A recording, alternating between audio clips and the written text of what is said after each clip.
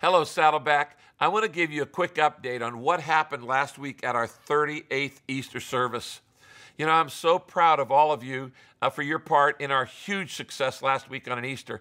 Every single Saddleback campus, all 18, broke record attendance because you cared enough to pray and write down names that we were all praying for together, and you prepared, and you served, and you invited your friends. Last weekend, over 71,000 people attended a Saddleback campus. Can you believe that?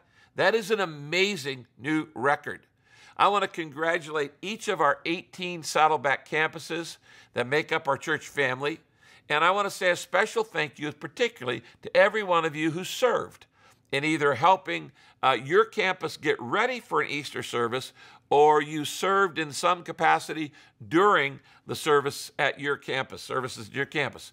Now, it'd take all the day for me to name all the jobs that had to be done to pull off 91 services, but I want to give a shout out to all of you who did your part. It was like a symphony with everyone pitching in to do what they could. You know, one of our values at Saddleback is everyone is a minister, and we exemplified that everywhere.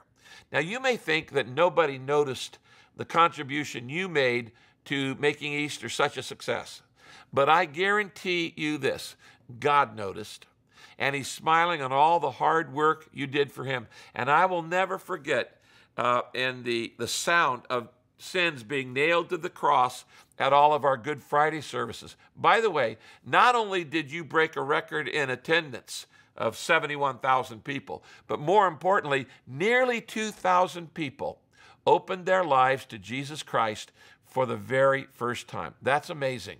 That's a mega church of just new believers. And because of your efforts, their lives are going to be changed for eternity. You helped these people settle their salvation, and they're going to be thinking and thanking you for a long, long time in heaven.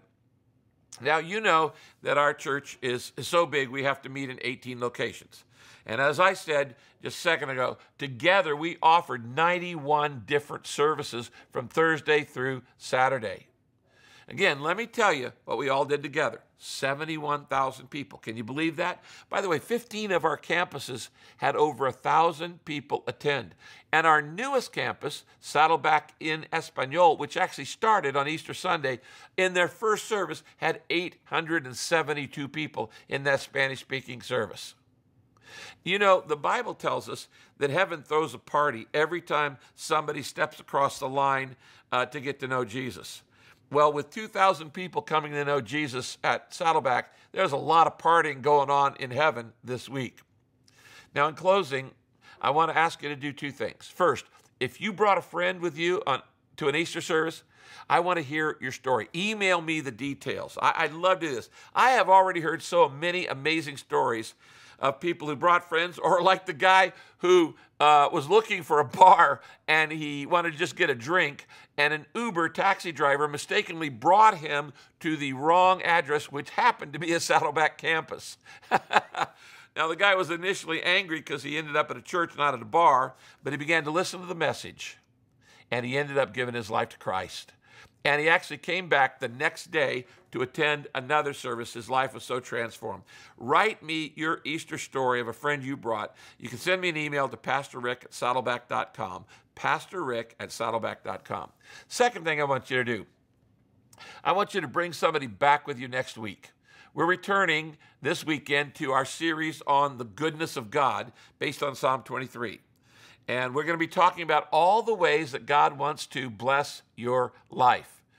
You know, the reason so many people are afraid of God, they run from God, is they don't know what He's really like. So don't miss any of my next 6 messages on living in the goodness of God.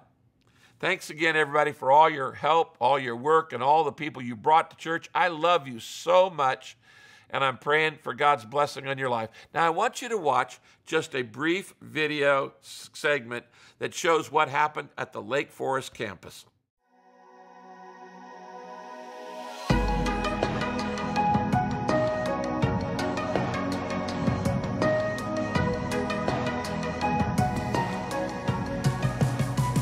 Hello, Saddleback.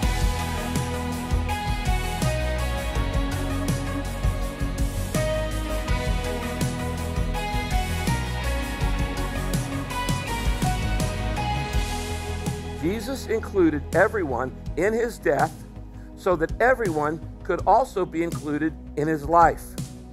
A resurrection life, a far better life than people ever lived on their own. Where do you need a resurrection this year, 2017? Where do you need God's resurrection power? If God can raise a dead Jesus, he can raise a dead marriage. If God can raise a dead Jesus, he can raise a dead friendship. He can raise a dead career. He can raise a dead dream. He can raise a part of your life that's just dying on the vine. That's the kind of God we serve. You are merciful and mighty. Your name forever is matchless. If you want to have a hope that gets you through the toughest times of life, you must put your hope and put your trust in something that cannot be taken from you. Hope is a person, and there's only one person that you can put that hope in, Jesus Christ. He is the hope of the world.